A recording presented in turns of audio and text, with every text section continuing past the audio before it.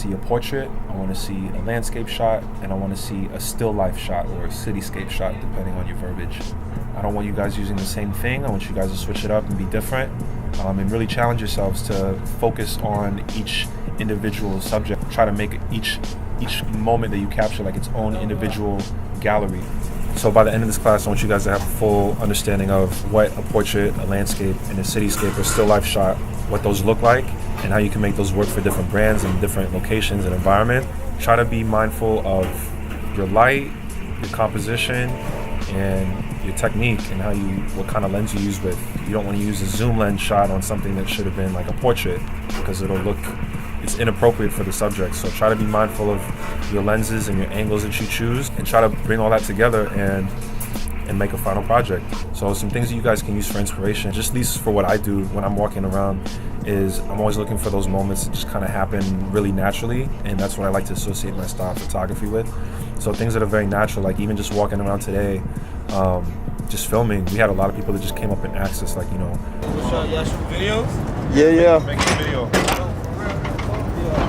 Robin? What's the budget on y'all videos? Having an open mind and not being always to yourself, like that's good to be by yourself and working on your shots, and being focused as an artist, but sooner or later people will ask you like what you're doing, and you should be comfortable talking to them about like your craft or what you do, and pitching yourself. Basically, you never know who you're going to meet out there, what connections can lead to whatever. It's not wise to blow someone off who might ask about your equipment, even if they ask like how much do you charge, or I don't know, for video, this or that. Like at one point all of us were asking questions, and we wanted to know like how to get better. So if you try to keep that open mindset and always be the student and avoid being the smartest person in the room, I feel like it'll work out really well for you.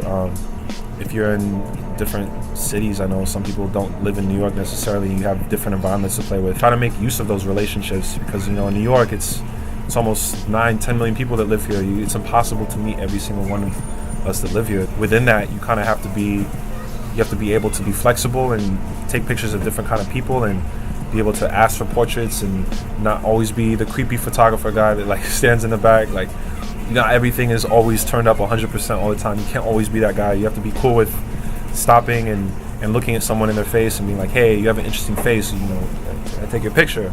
And most of the times, sometimes people will say no, people will shut you down sometimes, but a lot of times people will be able to genuinely tell if you're genuine, be able to say, yeah, sure, why not?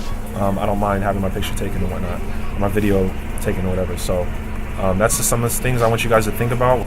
It's really cold outside, so if you guys are in cold weather, please hydrate and wear layers. I don't want anybody coming back to me and saying they froze to death because I told them to. Like, hell no. Like, go outside, and if you're like cold outside, like, you should get layers, or like hot hands or gloves. Don't be coming back to me telling me that you froze. If you're in the Northeast or in the Midwest, you're brick ass now. So stay hydrated, be smart. If you're in a neighborhood you're not from, be respectful, keep your batteries charged, and have some fun, man. It's lit.